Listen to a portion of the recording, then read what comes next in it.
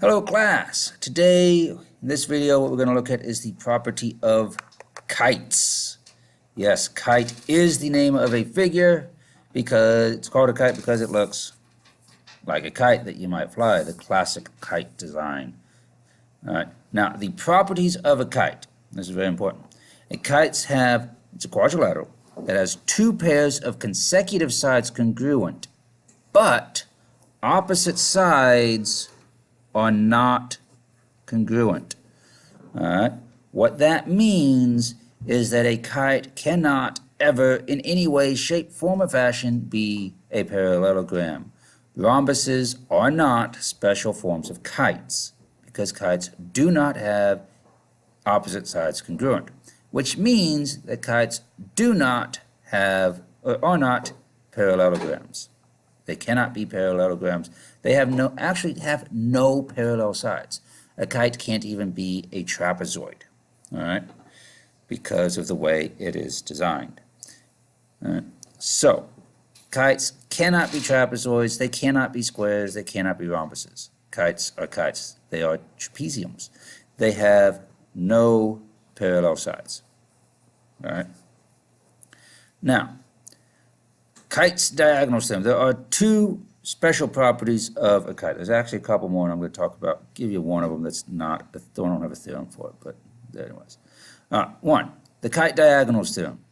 What this says is that if a quadrilateral is a kite, then its diagonals are perpendicular. Okay, so the diagonals here are perpendicular. Note that they are not perpendicular bisectors to each other. Okay, they do not bisect each other. However, that being said, the longer of the two diagonals does bisect the shorter of the two diagonals. Okay? Every time. Always will. And we can prove that using the perpendicular bisector theorem, perpendicular bisector converse. If a point is equidistant to the endpoints of a segment, then it is on the perpendicular bisector. So we know this is the perpendicular bisector. However, over here, C is not equidistant to B and D. So this is not does not bisect BD. It does bisect CA. So the way this works, the diagonals are going to be congruent. Not congruent. Perpendicular every single time. And the diagonal that connects the two angles here that are in between the non-congruent sides is going to be bisected, all right, which is usually going to be the longer diagonal will bisect the shorter, not always. All right. Now, if next theorem, the kite opposite angles theorem, not to be confused with the parallelogram opposite angles theorem.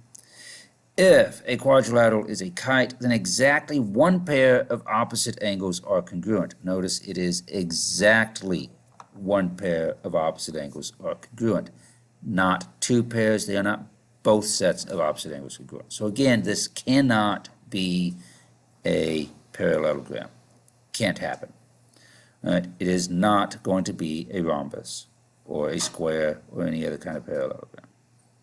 Exactly one pair of opposite angles are congruent, and so here it is. And here's the thing. The congruent angle is they are always going to be the angles in between the non-congruent sides. Every single time, the angle in between the non-congruent sides. All right? So, a couple other things I'm going to give you. I don't have theorems for them. I can prove them, and we can do that, but we're not going to. I'm just going to tell you this, and then I'll explain it. We're not going to do like full proofs. First, this diagonal is the diagonal that connects these two congruent angles is going to be bisected. And second, the other angles, the other diagonal is going to bisect the non-congruent angles. All right? So that's cool. And we can prove that because side theorem shows that these two triangles are congruent, and therefore CPCTC, these two angles are congruent. So we know that works. Now, what we have here, based on this, here we have a Venn diagram showing all the possible quadrilaterals. All right? First, you have every quadrilateral ever, right? Which has all of these out here that have no parallel sides and nothing special about them, except that they're quadrilaterals. Then we have the kites. Kites also have no parallel sides, but they do have special characteristics, being these two sets of congruent sides that are adjacent to each other, not opposite. Then we have trapezoids. All right? These are quadrilaterals that have exactly one set of parallel sides. Some of them are isosceles, as we saw in the last video. We also have parallelograms. This is everything that has exactly two sets of parallel sides. Opposite sides congruent. Opposite sides parallel, they'll be congruent, other things like that. And inside parallelograms, we have rectangles, we have rhombi, and we have squares. All right? Rectangles and rhombi do overlap and give you squares. However, you'll notice at no time is any parallelogram a trapezoid or a kite. Trapezoids are never kites, kites are never parallelograms, kites are never trapezoids. All right? So, these stay separate. This is how they all flow together. All right, let's take a look at some problems involving kites. All right, so what we want to do in exercise 1 and 2 is we want to find the measure of each angle in the kite. So all 4 angles, we want to find them. So let's take a look at this. We already know 2 of them. So we already know that the measure of angle J is equal to 130 degrees. We already know that the measure of angle M is equal to 90 degrees. The question, what do we do with L and K? Now, if you remember, over here, the triangle opposite angles theorem says that these angles in between the two congruent sides, or in between the two non-congruent sides, are going to be congruent to each other. So what that means is that angle K right here is going to be congruent to angle L. Well, that's good, that's nice, but still what are we going to do? All right. Well, let's go back and think back a couple lessons. We said that the sum of the interior angles of any quadrilateral is 360 degrees, right? So that means that whatever these are, if we take all 4 of them and add them up, it'll be 360. So if we take the ones we know out, whatever's left, we can figure out here. So let's see, let's add those up. We have 130, we have 90, which adds up, and that is 220. So 360 minus 220, let's see, that's a 4, and that's a 1, 140. So I have 140 degrees to split between these 2 angles. Well, since they're congruent, I can just divide by 2. So divide by 2 equals 70. And so each of these angles is going to be 70 degrees. So the measure of angle L is equal to 70 degrees, and the measure of angle K is equal to 70 degrees. All right? So what I would like for you to do is to pause the video and see if you can work out number 2. Come up with a measure of angle F and G. All right, you're back. Let's see how you did. We're going to do the same thing. We know it's a quadrilateral, so we know we can subtract these from, well, hold on, let's write down this first one. So measure of angle E equals 60 degrees. Measure of angle H is equal to 110 degrees. Now, just like we did over here, we're going to add those up and subtract them from 360, right? Actually, let's not. Look at this. F and H, those are both in between the non-congruent sides, right? So that means that F and H are congruent to each other. So I already know F. The measure of angle F equals 110. Now let's subtract them and find out what is left over for G. All right, quadrilateral, so they all add up to 360, so let's add those up. We have 110, 110, and 60. So that's a 0, that's an 8, that's a 2, so we have 280, right, because we added those. And then 360 minus 280, 0, that's this 2, 6, so that's 80, and that's nothing. So there we go, 80 degrees. So the measure of angle G is equal to 80 degrees. Yes, not too bad, right? Easy peasy. Okay, let's take a look at 3 and 4. For 3 and 4, we want to find the value of x. Okay. Now in 3, it tells us that quadrilateral UVWX is a kite, and we need to find x. And UV and VW are marked as being congruent. Since it's a kite, that means these two here, UX and WX, must also be congruent. And so we can set those two equal to each other. Since they are congruent, the sides are equal, so we can just set these equal to 2x plus 6 is equal to x plus 24. This, simple enough, we subtract x from both sides, cancels that out. We subtract 6 from both sides, cancels that out. And we're left with x is equal to 18. There it is. We don't need to find the lengths of the sides. That's not what I asked for. It just wants x. Well, there it is. That wasn't bad. Let's take a look at number 4. Number 4, we're still looking for x. We do have these two consecutive sides marked as congruent, so we know it's a kite. And we're looking at the diagonals, right? We know that this is perpendicular because it is a kite. So we know this is perpendicular. And we also know that HF is being bisected. As we saw, because this is perpendicular bisector theorem, since G is equidistant to H and F, that means that G is on the perpendicular bisector of HF. So these two are going to be congruent to each other. So we need to set that up here. 9 is equal to 1/10 x minus 1. So we solve for x, add 1 to both sides, and we have 10 is equal to 1/10 x. We need to get rid of that 1/10, so to do that, we divide by 1/10 or we multiply by the reciprocal, right? Easier to do it that way. So we're going to multiply both sides by 10, and we end up with 100 equals x. Alright, so not bad. Remember, these are going to be congruent. Angles in between the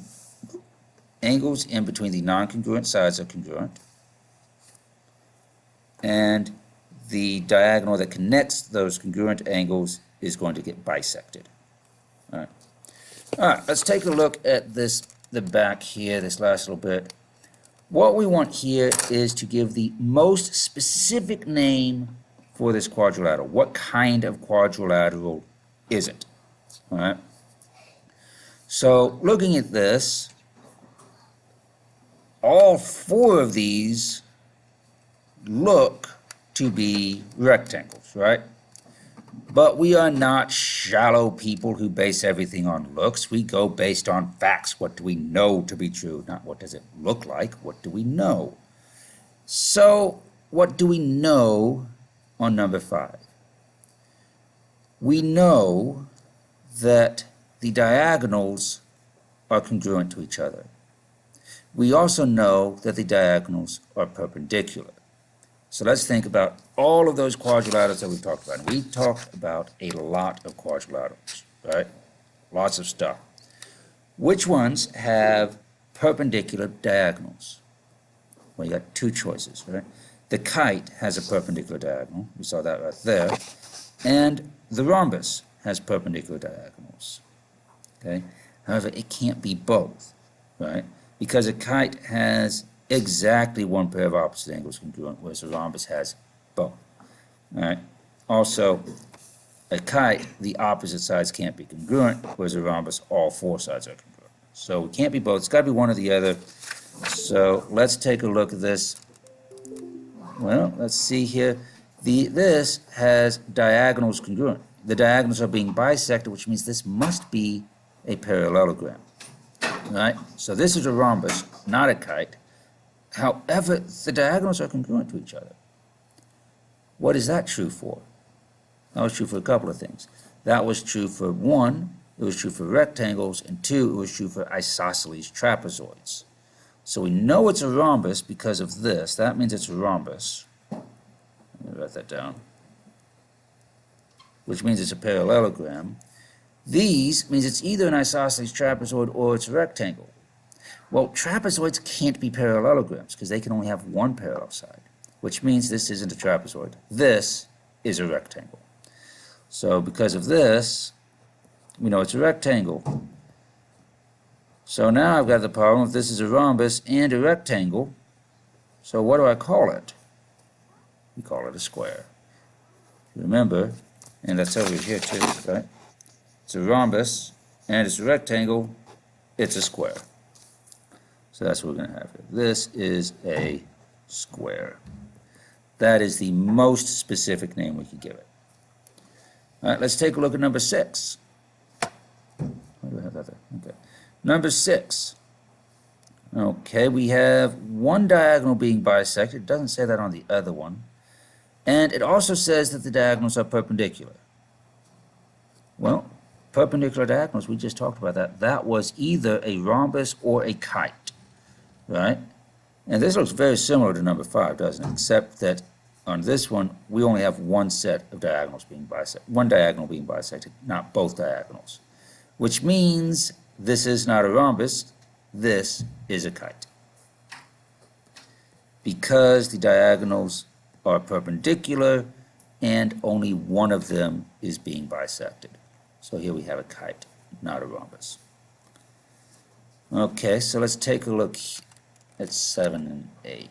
Actually, how about you look at 7 and 8, see if you can figure out what those two are, and then come back and see what you get. All right, let's see, how did you do?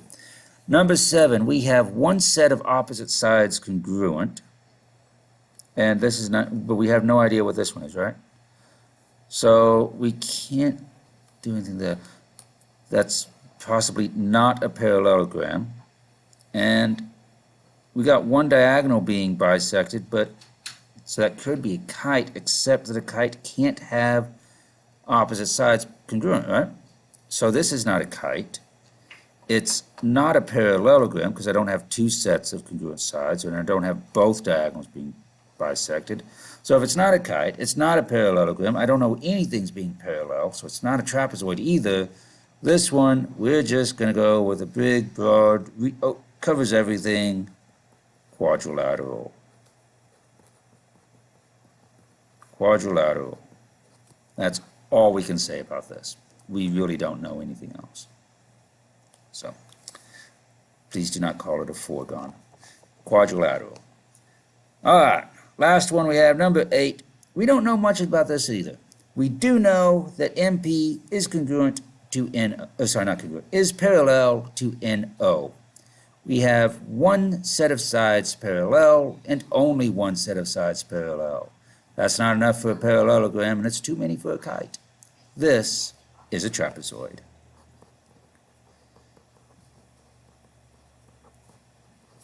Trapezoid. All right, so there's that. Just to recap, kites. Kites are quadrilaterals that have two pairs of consecutive sides congruent, not any opposite sides congruent. Only consecutive, not opposite, which means it cannot be a parallelogram. The diagonals of a kite are perpendicular, and the angles between the non-congruent sides will be congruent angles. Okay? Parallelograms have two sets of parallel sides.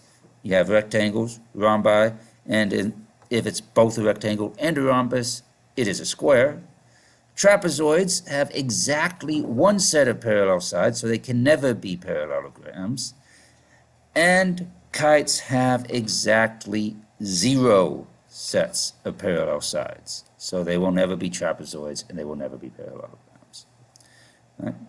And then you have these out here, which also have no parallel sides, and We call those trapeziums, but you're not going to be held accountable for that. So, there it is. Hope you found that useful, and I'll see you in the next video.